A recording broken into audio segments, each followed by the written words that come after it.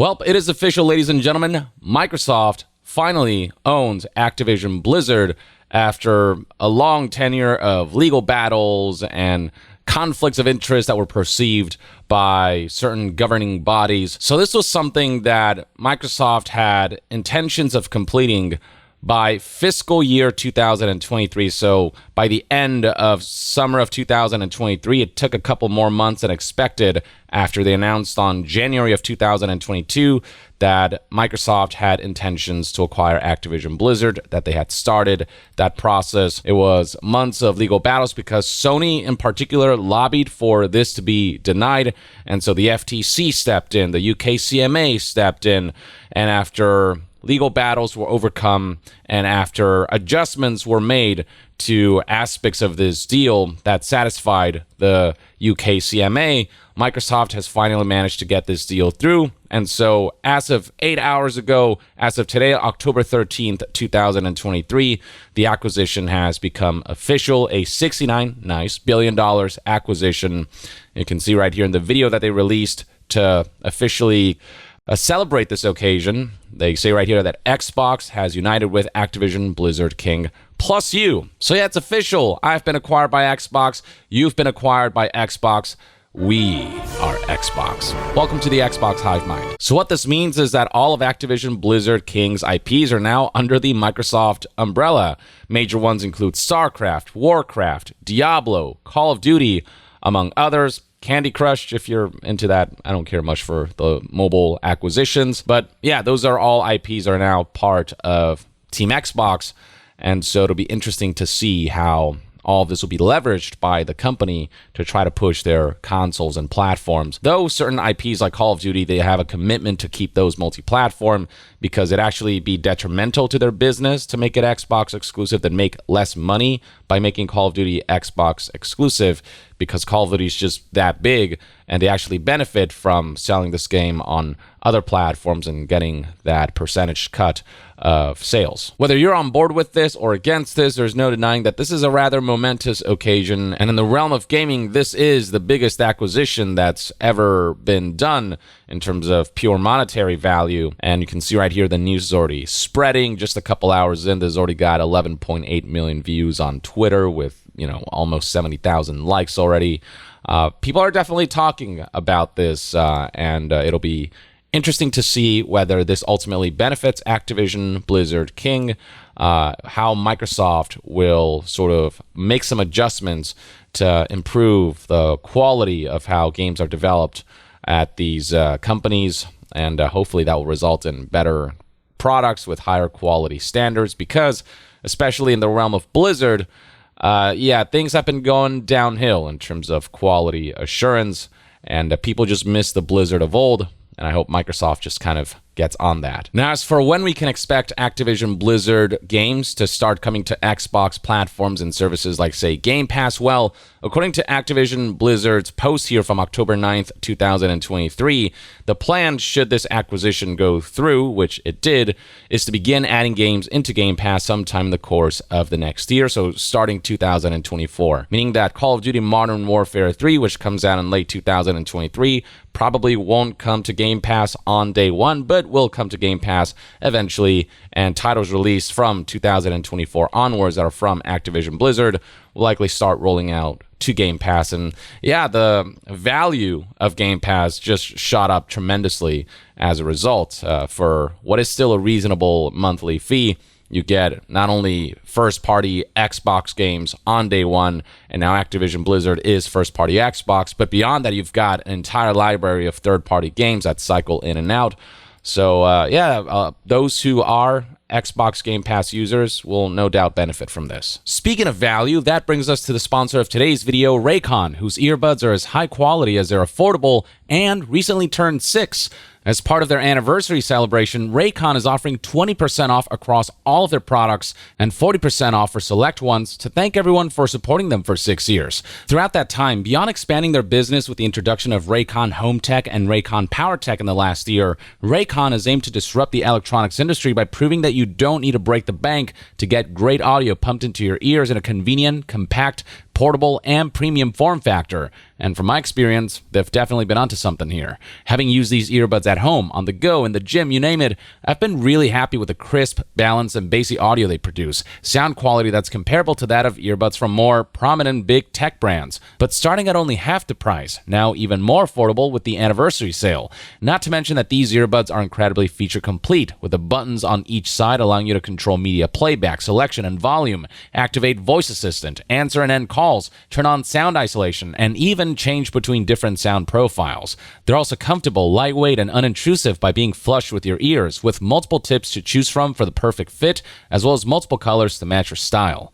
For added ease of mind, they're not only water and sweat resistant, but they also offer a whopping 8 hours of playback on a single charge, with a charging case offering an additional 32 hours of battery. Celebrate Raycon turning 6 with their biggest sale of the year going on right now. Hurry now to buyraycon.com/yongye and use the code BIRTHDAY to get 20 to 40% off site-wide and to support the channel. Now, one aspect of this deal that brings me hope and optimism that things can get better, that things can improve for Activision Blizzard King as a result of this Microsoft acquisition is the fact that one of the effects of this is that CEO Bobby Kotick is leaving Activision at the end of 2023. Fuck yes, I've wanted to see this happen for so long. At long last, Bobby Kotick is out. Now, there's no mention of Bobby Kotick in Xbox's official statements. It would seem as though they are not ready to make the announcement official yet, at least to the public.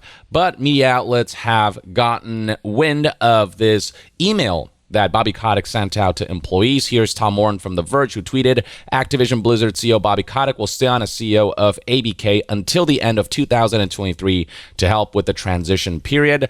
But other than that, he is out. We're going to get new leadership at Activision Blizzard King, which has been such a long time coming and much needed, given how much the quality of Activision Blizzard games have degraded under Bobby Kotick's leadership, especially Blizzard, as more corporate influence from Activision seeped into Blizzard, and that company and studio became less autonomous.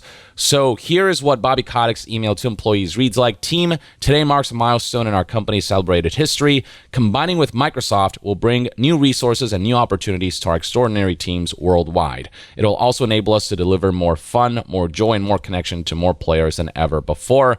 I do think that having Microsoft's backing and Microsoft being one of the biggest companies in the world, trillion-dollar company, that can definitely give Activision Blizzard games a safety net that maybe will ensure that they can be delayed if they need be and still have the financial backing to ensure that they can be given the proper time to bake. I mean, Starfield was delayed numerous times, whereas Bethesda's original intention was to release Starfield earlier. Microsoft insisted on delaying that game further to add additional polish.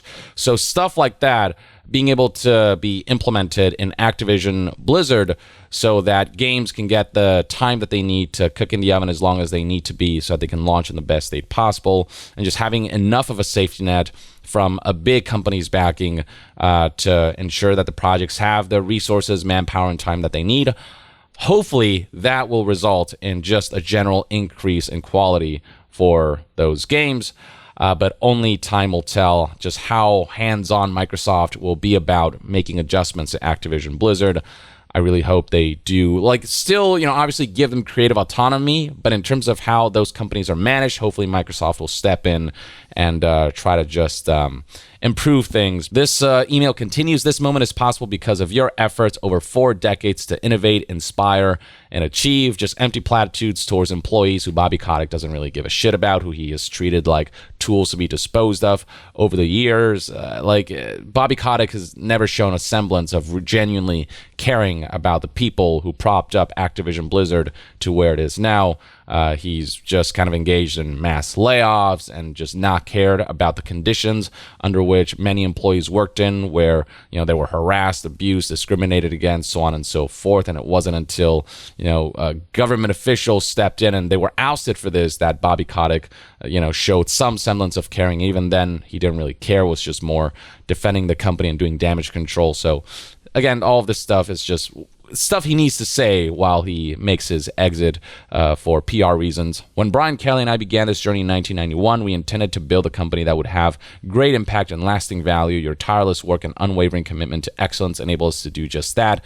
In the 1980s, we pioneered independent third-party game development with Pitfall, River Raid, and Kaboom. In the 1990s, we united the world with online multiplayer games like MechWarrior, Warcraft, and StarCraft. The developers and the creative teams are the only reason why these IPs have become as big as they have.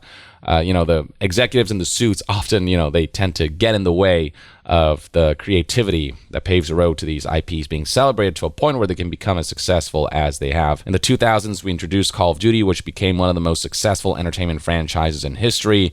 We also introduced Guitar Hero and Tony Hawk's Pro Skater, which entered popular culture in ways few video games ever have. In the 2010s, we debuted Candy Crush Saga, which to date has been downloaded more than 5 billion times and contributed to our total worldwide players being 50% female, and was also monetized people to hell and back in manipulative and egregious ways. Your dedication is what makes it possible for us to continually push envelopes, break records, and delight players amid the uncertainty of the last 21 months.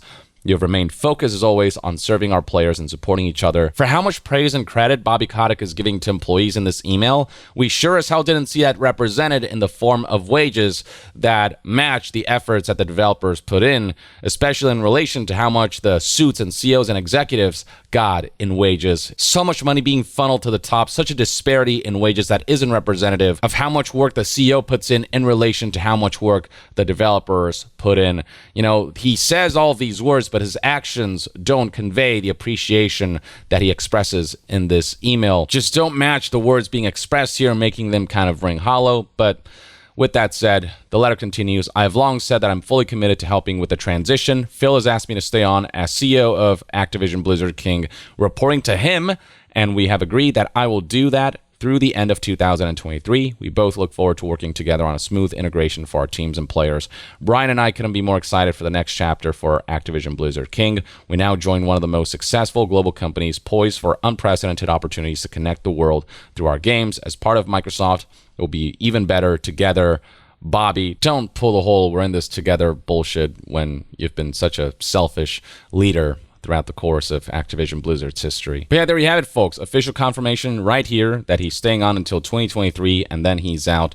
Unfortunately, Bobby Kotick will be fine and will face no consequences for his lackluster leadership and the way he treated employees and all of these things, the way he's degraded the quality of games and whatnot. He is going out with a golden parachute. He's going to make tons of money and will probably become CEO of some other company he can enact his corrupt leadership in. And with how much money he siphoned into his own pockets from his tenure as CEO of Activision Blizzard, he doesn't have to work another day in his life. So, no matter what, this man will be very much okay in his day-to-day life. But if his exit means that beloved Activision Blizzard franchises have a higher chance of sort of making a comeback and thriving and seeing them be treated in the way that they deserve to be treated and just have a chance of rising back to their former glory days again, then I say ultimately this is cause for celebration. Ultimately, I want to look towards the future for this company and the IPs, and hopefully the developers can, pop a champagne or something. Hopefully this is being perceived as great news for developers, and I'm sure there's a lot of uncertainty behind this as well, as they are sort of in a transition period. But I think, given how much misgiving I've seen and heard across the board from Activision Blizzard developers, I get the sense that this is news that will be much welcome to developers who hopefully will feel like there's a brighter future ahead, and hopefully will actually get that, and it isn't just some false hope. Hopefully Microsoft will give that to them with their leadership and with how they steer Activision Blizzard King as a company.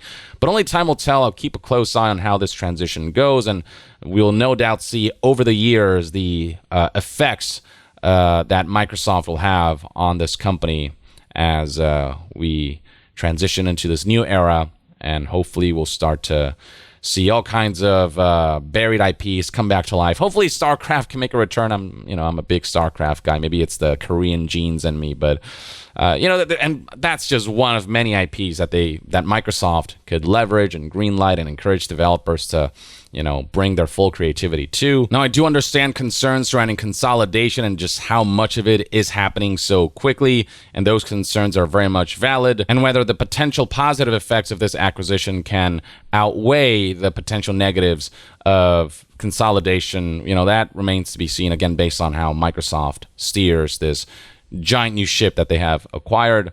But until then, I'd love to hear what your thoughts and opinions are on all of this. Does Bobby Kotick's departure give you more hope for the future of Activision Blizzard, or do you perceive that things will more or less stay the same?